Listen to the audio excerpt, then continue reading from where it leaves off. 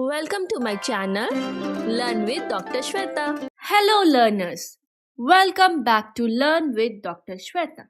आज हम सीखेंगे 30 important phrasal verbs जो आपकी डेली इंग्लिश को फ्लुएंट और नेचुरल बना देंगे। तो चलिए शुरू करते हैं। पहला है bring up, meaning to mention a topic, यानी किसी विषय का जिक्र करना।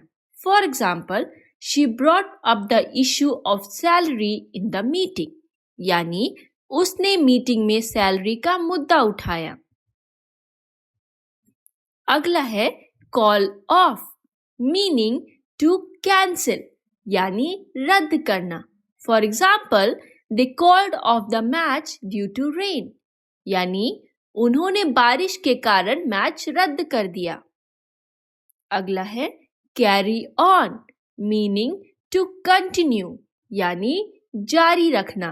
For example, she carried on working despite feeling sick, यानी वो बीमार होते हुए भी काम करती रही। अगला है come across, meaning to find by chance, यानी संयोग से मिलना। For example, I came across an old friend yesterday, यानी मुझे कल एक पुराना दोस्त मिल गया। अगला है come up with, meaning to think of an idea, यानी कोई विचार लाना। For example, he came up with an idea, यानी उसने एक शानदार विचार दिया। अगला है cut down on, meaning to reduce, यानी किसी चीज को कम करना। For example, you should cut down on sugar, यानी तुम्हें चीनी कम करनी चाहिए। अगला है drop out, meaning to quit school or college, यानी पढ़ाई छोड़ देना। For example, he dropped out of college last year, यानी उसने पिछली साल कॉलेज छोड़ दिया।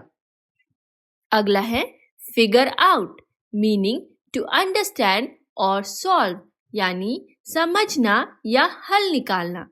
For example, I can't figure out this math problem, यानी मैं इस गणित के सवाल को समझ नहीं पा रही हूँ। अगला है find out, meaning to discover information, यानी पता लगाना।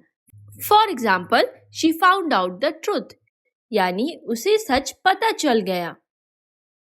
Next is get along with, meaning to have a good relationship, यानी अच्छे संबंध रखना। For example, I get along well with my colleagues, यानी मैं अपने सहकर्मियों के साथ अच्छे संबंध रखती हूँ। अगला है get away, meaning to escape, यानी बच निकलना।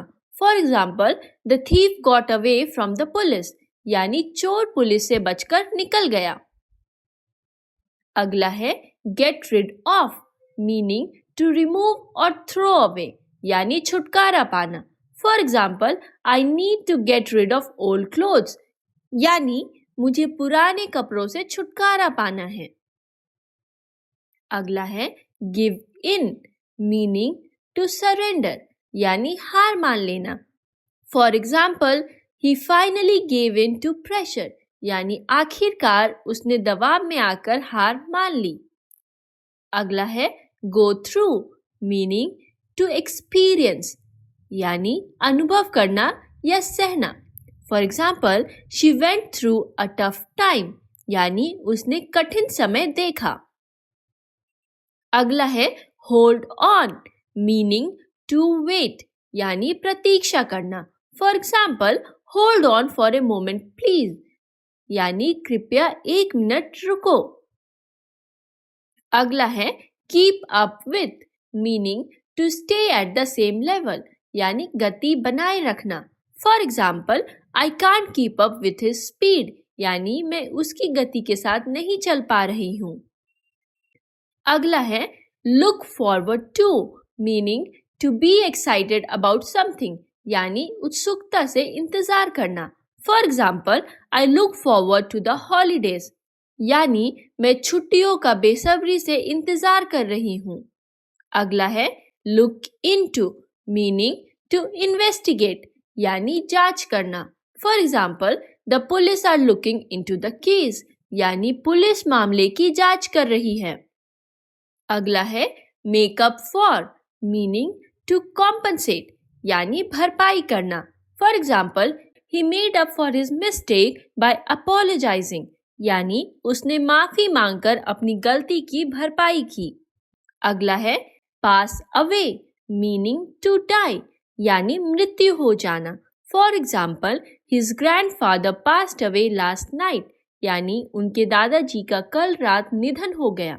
अगला है पिकअप, मीनिंग टू लिफ्ट और लर्न, यानी उठाना या सीखना। For example, she picked up French quickly, यानी उसने जल्दी ही फ्रेंच सीख ली।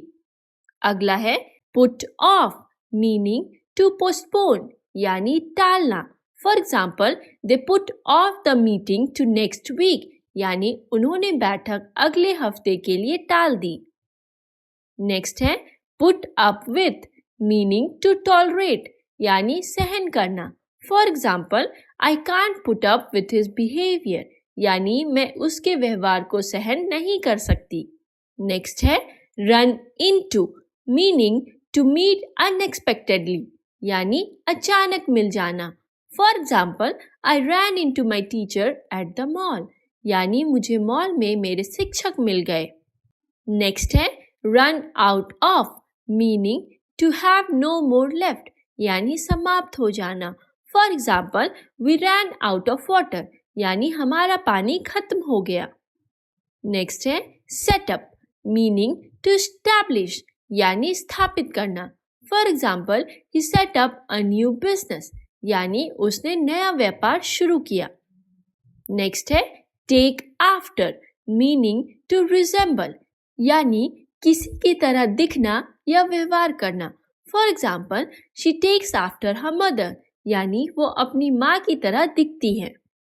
नेक्स्ट है turn down, meaning to reject, यानी अस्वीकार करना। For example, he turn down the job offer, यानी उसने नौकरी का प्रस्ताव अस्वीकार कर दिया। नेक्स्ट है wake up, meaning to stop sleeping, यानी जागना। For example, I wake up at 6 AM every day, यानी मैं रोज सुबह 6 बजे जागती हूँ।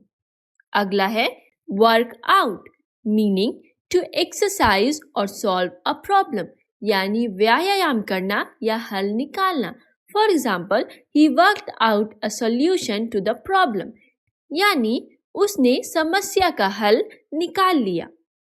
Thank you for watching the video, and for more such contents, please subscribe to my channel Learn with Dr. Shweta.